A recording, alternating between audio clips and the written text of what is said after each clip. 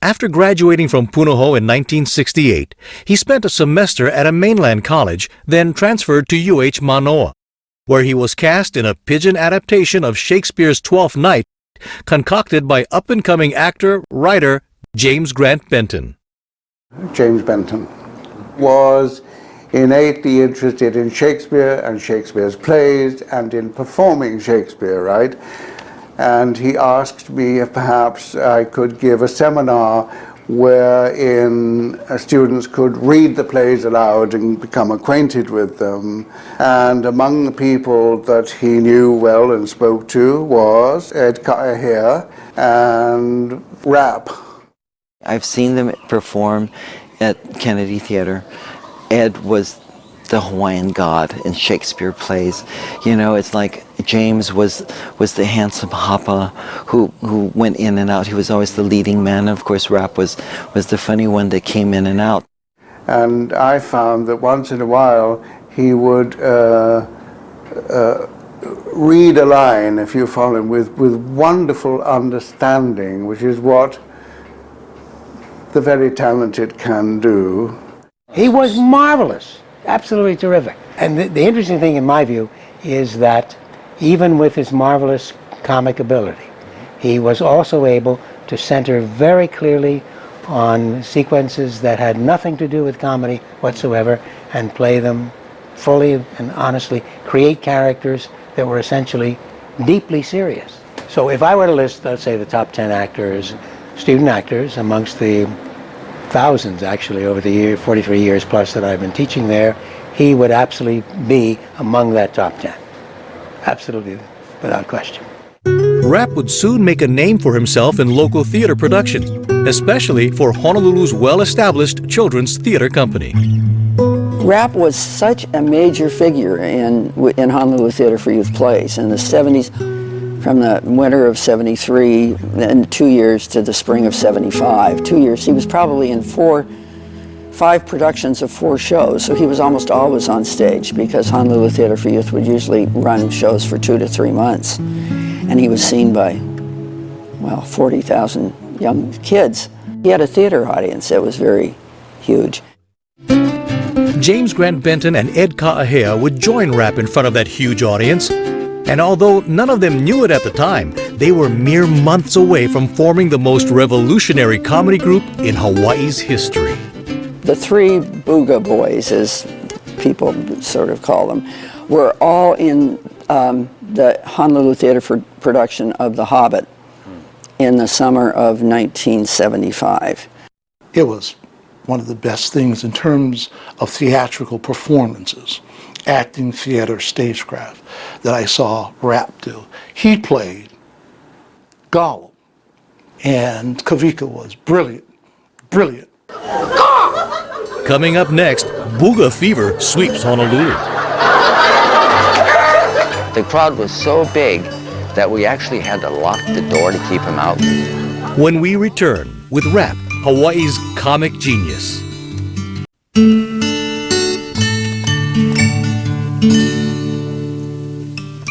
By the summer of 1975, Rap Reiplinger, James Grant Benton, and Ed Kaehea had appeared together in local theater productions. But the 3 young actors wanted to do something far more revolutionary. There was Rap and James and Ed, and we're all sitting around, and they just said, we've got this idea, we want to pull ourselves together and start directing and putting on shows and being a trio, doing combinations of things. And I thought, do it. And I've got the perfect thing. I wanted to do a fashion show. Rap's unbridled creativity was perfect for this outside-the-box fashion show. And it was really wonderful because it was 3 acts and it had fashions in it. And it was different. At the end of the show, we had the trio, the tutus. It's Rap and Ed and James, and they're wearing their auntie's holoku and tutus and muumuus, and you know, it's a moment where they're just having fun. And that became one of their signature bits that they kept. And it was really the premiere of Booga Booga in terms of working together. Booga Booga might have been born at a fashion show, But its first professional gig occurred months later at a legendary nightclub in downtown Honolulu. Benton convinced the owners of Territorial Tavern to let him put together a comedy act that would perform between sets by the club's headliner, Country Comfort. The initial body of Booga Booga was a 18-piece band, with Samoan transvestite singing backup, and you and me, Ed, we're going to do the Kumulipo in Portuguese. And so I just said that it's a little bit too cumbersome, and so it was just like, well, why don't we just make it more compact, and get rap in here. They did a show that night. The crowd turned out. The crowd was so big that we actually had to lock the door to keep him out.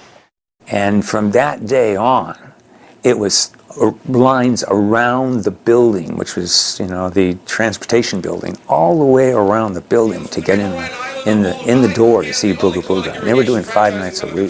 Let's please welcome Felix Pacheco. Felix?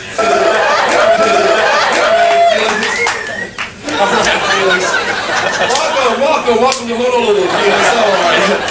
How does it feel being on television, Felix? Okay, Felix. You sit down over here. Television. 150,000 people throughout the Hawaiian archipelago are looking at you right now, Felix. TV. Television. How's it? Shaka, shaka, shaka, shaka. Shaka,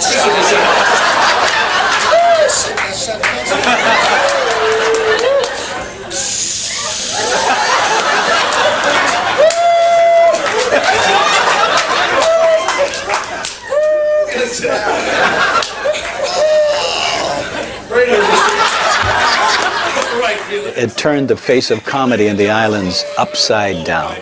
Booga Booga would get up on stage and start to interpret local isms in a way in which I couldn't believe it. I mean, they were taking local stuff that we do every day in our lives and making it funny. When I saw Rap on stage, together with Booga Booga, I realized that this guy was a genius. I know part of it was rehearsed, but there were little things that he'd throw into it from time to time that would just be that extra little spice that would just really make it a magical moment. Listen very carefully, contestants. This is our first question on the lead for 1 hour. The greatest king in the history of Hawaii united the Hawaiian Islands. The greatest king in the history of Hawaii united the Hawaiian Islands. The first question on the lead for 1 hour is, what is that king's name? Hey, you ate Cam Punoho game last night. Cam won. That's right, come on, you gotta feel this.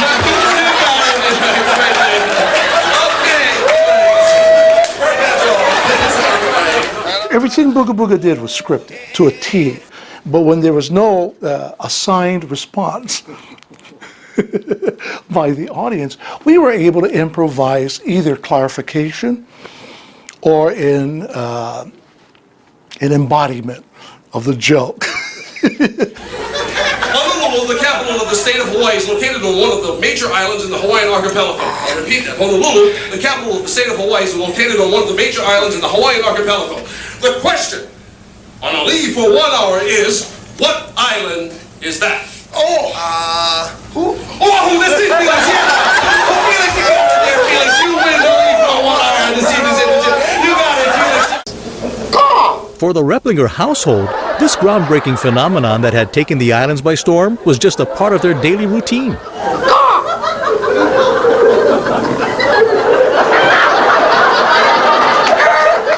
And they were at my parents' house. Holly grew up with them. They hung out, they ate there, they did their laundry, they were Edward smashed my father's car. Then some, they destroyed the car. Everything. They lived at our house. I think I was more amazed the first time I went to Booga Booga. First of all, that it was a packed house. Second of all, that all these people were just in hysterical laughter over what I saw every day. It was, wow, people are paying to see this, and they're having a great time, and then it was like, well, this is kind of cool because I live with this. Many felt that Rap was the star of Booga Booga, and his comic creativity could not always be contained within the sketch comedy trio format. And so, after a 2-year whirlwind that had forever changed the face of comedy in Hawaii, Rap Reiplinger announced that he decided to pursue a solo career.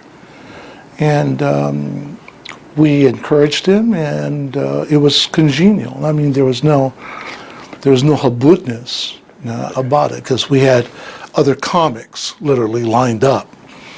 I call it the School of Booga Booga Comedy. Coming up next, Rap scores a smash hit with his twist on a classic love ballad. And no go out with mates When Rap, Hawaii's comic genius, returns.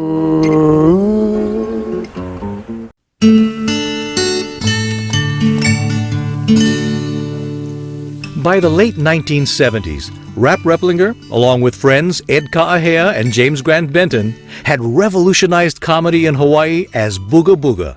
But Rap decided he had other creative mountains to conquer and left Hawaii to formulate his next incarnation as Hawaii's comic genius.